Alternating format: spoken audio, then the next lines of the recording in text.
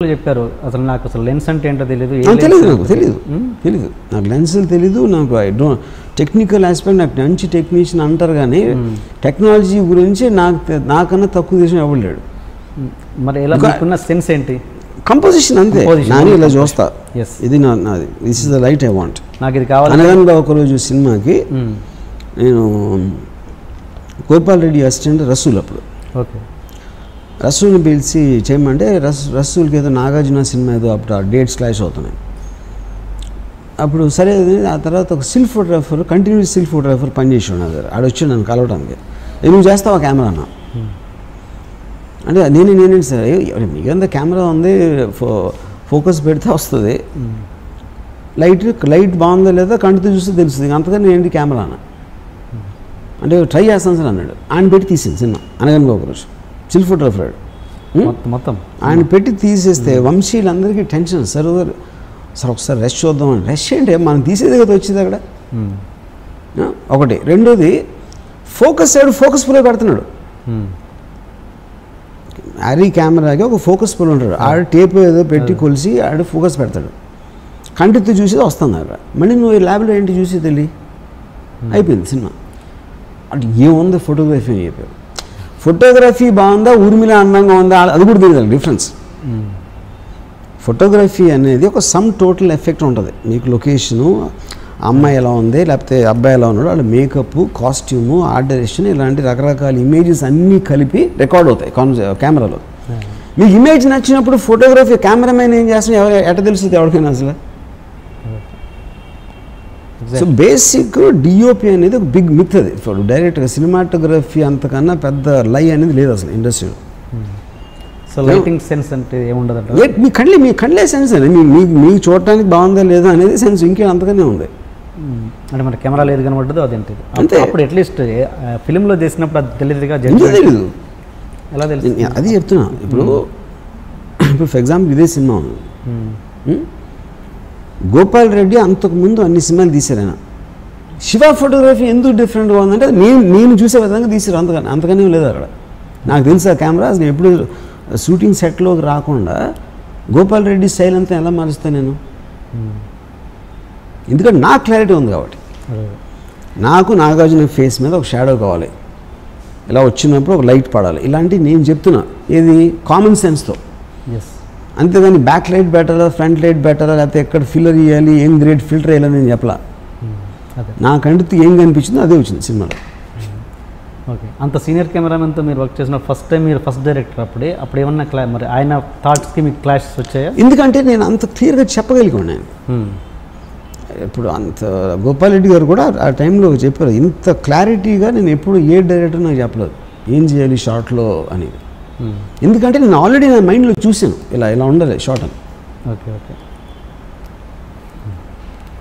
And Shiva పాటలో తేజ గారి part చాలా ఉందని నాకు నిజమేనా పార్ట్ మీన్స్ అదే కొంచెం అంటే ఒకసారి మీటింగ్లో తేజాను నా తర్వాత శివాకి వరకైనా పేరు రావాలంటే తేజాకి కూడా చెప్పారంట నిజమేనా ఇప్పుడు పార్ట్ అంటే తేజ నేను చాలా క్లోజ్గా తిరిగేవాళ్ళం శివ మేకింగ్ ముందు ఇద్దరం చాలా క్లోజ్గా తిరిగేవాళ్ళం ఆ డిస్కషన్స్లోని వాటిలో నేను ఇది అంటే ఒక సీన్ చెప్పడంలో కానీ ఇలాంటి వాటిలో నాకు తెలిసిన అందరిలోకి తేజకి ఎక్కువ ఉండేది నాలెడ్జ్ కొంచెం అంటే is not very educated guy కాకపోతే కొంచెం ఒక ఇంగ్లీష్ సినిమాలు కొంచెం ఎక్కువ చూడటం కానీ వీడియో విసిఆర్లో అట్లా మీ ఇద్దరం కలిసి చూసి ఆ షాట్ ఎట్లా తీసుకుంటారు ఈ డిస్కషన్స్ ఎక్కువ నాకు తేజకి ఎక్కువ జరిగాయి యూనో అండ్ ఒక డెడికేషన్ తోటి ఇప్పుడు శివ డిజైన్స్ అని తన ఐడియాస్ ఏది మన పోస్టర్ డిజైన్స్ తన ఒక యాడ్ ఫిలిం బుక్స్ తీసుకొచ్చి నాకు చూపించి ఈ షాడోలు సిల్వెట్స్ లాంటివి పెడితే బాగుంటుంది ఒట్టి ఆర్టిస్టులు అంటే ఆ టైంలో ఒట్టి యాక్టర్స్ ఫేస్ పెట్టారు కాన్సెప్ట్ అనేది ఉండేది కాదు అప్పుడు తనకు యాడ్ బుక్స్లో డిజైన్స్ చూపించి అది నేను ఇంప్రెస్ అయ్యి నేను ఇన్సిస్ట్ చేశాను నేను నాగార్జున చూపించి ఇలా చేద్దాం డిజైన్స్ అని సో క్రియేటివ్గా నాకు చాలా I mean he use to give me lot of feedback chain thought కూడా తనది అంట నిజమేనా మీద తనది చైన్ థాట్ అంటే ఏంటి క్లోజ్ షాట్ శివ అనేది టైటిలే దీని మీద వస్తుందిగా పోస్టర్ అది అది ఆ చైన్ ఆ సీన్ తనదా మీద సీన్ నాది, అదే కాలేజ్లో వాడేది అది మీదే. కానీ అప్పుడు మేము డిస్కస్ చేసినప్పుడు ఏదన్నా తను చెప్పి ఉంటాడా ఇవ్వండి, ఎందుకంటే మేము చాలా డిస్కస్ చేసేవాళ్ళం. అంటే ఒక పర్టిక్యులర్ థింగ్ నాది తనది అనేది నాకు అంత క్లారిటీగా గుర్తులేదు. But lots of things we use to discuss. అందులో తను చెప్పింది ఏంటి, నేను చెప్పింది పోస్టర్ ఉన్నది శివ చైన్ ఉంటేనే శివ పేరు వేయకుండా చైన్ వేసారు. అదే అదే చెప్పాను కదా ఇప్పుడు, అదే చెప్తున్నా. శివ పోస్టర్లో చైన్ అనేది ఇంపార్టెన్స్ ఇవ్వటం అనేది అది తేజ ఐడియా, అది చెప్పాను కదా. అండ్ నాగార్జున గారు మేనల్లుడు సుమంత్ ఇంట్రడ్యూస్ చేసి నా ప్రేమ కథ సినిమా కేవలం మీ మీద ఆశలు పెట్టుకొని మీరైతే అతని మార్కెట్లకు బాగా తీసుకుపోగలరని ఇచ్చారు. కానీ మీరు దాని మీద పెట్టాల్సినంత ఫోకస్ చేయలేదన్నది ఒక చిన్న టాక్. అది ఎంతవరకు మీరు అది ఇప్పుడు ఎవరైనా కూడా కావాలని ఎందుకు చేస్తారు చెప్పండి? First of all A cinema అయినా ఏ డైరెక్టర్ అయినా కావాలని ఎవరైనా చెడగొడతారా? మీరు ఎలాంటి సినిమా అయినా మీకు కనీసం ఒక 5-6 నెలలు పడుతుంది, pre production, shooting, post production. Audience చూసేది 2 గంటలు. 6 నెలలు ఎవరైనా టైం వేస్ట్ చేస్తారా కావాలని? ఒక పాయింట్. ప్రేమ కథ ఇమ్మీడియట్లీ సత్య తర్వాత, సత్య సినిమా రిలీజ్ అయిన 2-3 నెలలకు స్టార్ట్ అయింది cinema, something like that you know. అప్పుడు నాగార్జున ఇది బ్రోచ్ చేసినప్పుడు నాకు లవ్ స్టోరీ అనేది నా నుంచి ఒక ఊర్లో ఒక మామూలు లవ్ స్టోరీ ఎక్స్పెక్ట్ చేస్తారా లేదా అని నాగార్జునకి చెప్పాను. కథ మాత్రం నువ్వు ఓకే చేయను నాకు, ఎందుకంటే నా సెన్సిబిలిటీ కాదు అలాంటి సినిమా.